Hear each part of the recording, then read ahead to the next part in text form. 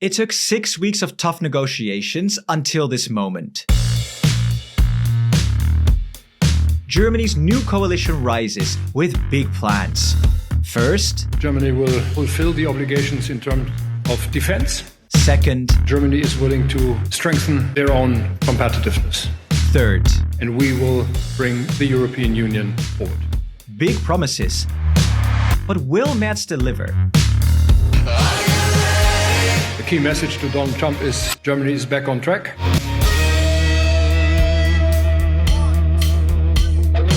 Germany is back. Those are the words of Friedrich Merz, the likely next chancellor of Germany from the center-right conservative CDU. He claims that after a relatively weak Ampel government with Olaf Scholz at the helm, his new leadership will strengthen ties with Germany's neighbors and turn both Germany and Europe into true powerhouses again. And just 6 weeks after the election, he's managed to form a coalition with a signed agreement, faster than most other German governments before him. We've taken a look at that very coalition agreement to see what his new government actually plans to do. And of course, we will give you our analysis and opinion at the very end of the video. But first, let's very briefly rewind. These were the election results from February the 23rd.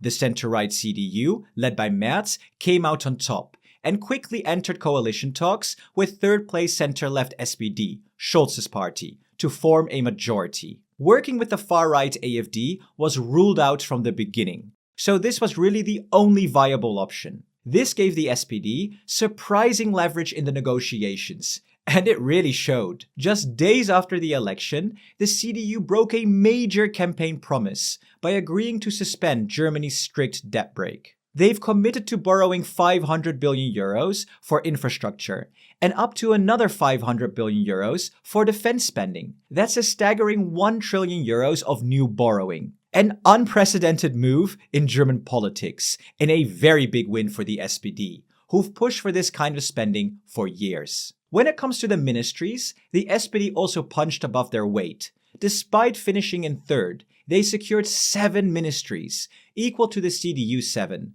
while the CDU's sister party, the CSU, took 3. For us as an EU-focused channel, the most interesting post might be the foreign ministry, which has gone to the CDU. And that makes sense, as Merz has put foreign policy at the center of his 4-year mandate. So, what exactly are the CDU, CSU, and SPD planning for Europe? Well, they've dedicated an entire chapter to it in their coalition agreement. And there are actually some bold and spicy ideas in there. So let's get into it. The agreement kicks off very pro-EU, stating that Germany can only thrive with a strong and democratic European Union. And that's where things get super interesting fast. One of the very first things they highlight is Article 2 of the EU Treaty. You know, the part that defines the Union's core values: democracy, rule of law, and the respect for human rights. The coalition says they will now take a much tougher stance on countries that break these values. And they specifically call for enforcement tools, like the legal infringement procedures, or freezing EU funds, or even suspending a member state's rights, like their voting power in the EU Council. And let's be very honest here, do we even need to guess who they're talking about? We made an entire video on this last week, and of course, we mean Hungary. Next up, the coalition wants to make the EU more competitive. And the big focus here is the EU single market. Now, people often assume the EU already has a full single market, but in practice, that's only true for goods. When it comes to services, finance, or regulation, there are still a lot of national barriers holding things back. The coalition names energy, medical products, pharmaceuticals, digital technology, telecommunications, transport, and air travel. For example, a medical company in Germany might struggle to get its product approved quickly across other EU countries, because health regulations still vary a lot from one member state to the other. A true single market would streamline this, saving time, money, and potentially even lives. The coalition also emphasizes moving towards a true savings and investment union, with deeper integration of capital markets and banking systems. Why does this matter? Think of startups. A small tech company in Portugal should be able to easily raise funds from investors in Germany or the Netherlands. But right now, cross-border investment is still super complicated and fragmented. At the same time, the coalition also stresses that competition within the single market should be based on innovation and performance, not on who can offer the lowest taxes. That's why they're pushing for a common corporate tax base across all member states to level the playing field and prevent a race to the bottom. Next up, we have defense. The coalition advocates for advancing a European defense union. They fully acknowledge that NATO remains the cornerstone of collective defense for most EU member states, but they also call for the creation of a European pillar within NATO. Now, before anyone starts shouting, "European Army!"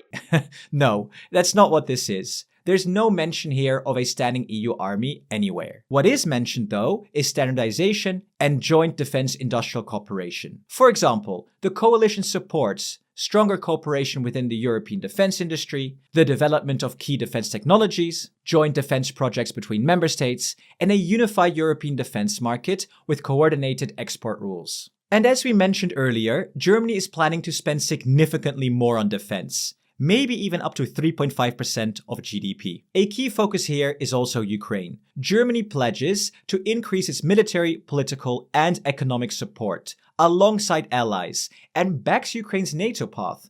Now, the next part of the agreement is especially interesting and pretty bold. Germany says that EU enlargement and the EU's ability to function have to go hand in hand. In simple terms, no more new member states unless the EU gets serious about internal reform. And at the top of that reform list, ditching the veto in the Council of the EU. The coalition wants to move to qualified majority voting for all key decisions, including foreign policy, defense, and fiscal policy. To make that happen, they want to use what's known as the passerelle clause, a legal tool already in the treaties that allows the EU to switch to majority voting in certain areas without needing a full treaty change. But they're also open to going further. The coalition explicitly says they're willing to amend the EU treaties using Article 48, if necessary. And clearly, the CDU has been watching our videos, because they also support the idea of a multi-speed Europe, where smaller groups of member states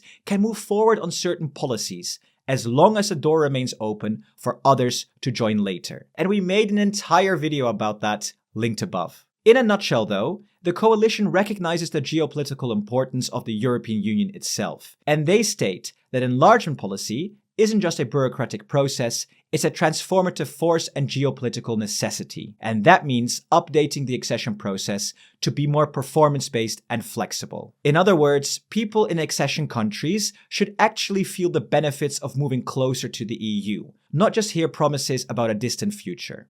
So those are the key policies and ideas for the EU and Germany. And while I actually like a lot of what's in there, especially around EU reform and removing the veto vote, there are also parts I really don't like. Take the foreign policy chapter, for example, especially when it comes to dealing with the Trump administration, or rather, not dealing with it. Trump's trade war with Europe and his weird coziness with Russia's Putin are completely ignored. Instead, the coalition agreement reads, "Relations with the USA remain of paramount importance. The transatlantic partnership is a great success story for both sides, which must be continued under the new conditions. That is why we're taking more responsibility for our common security." I mean, this sounds great on paper, but to me it feels completely unrealistic.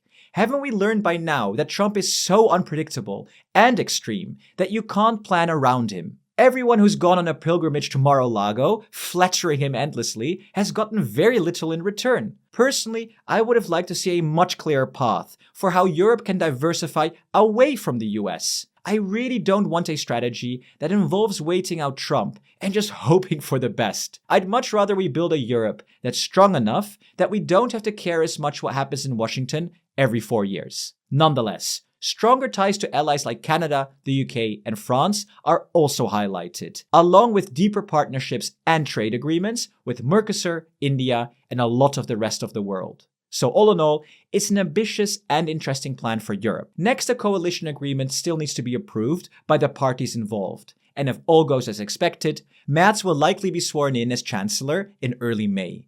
We'll keep you updated as it all unfolds. Now, if you're curious about what a multi-speed European Union could look like, then check out this video here, where we break it all down. So Merz, make sure you watch that. Thank you so much for watching. And thank you to our presidents Jan Schauke, Christian Peter, AGVD, BJ, Unite Europe, Stefan, and Mr. Probot. See you in the next video.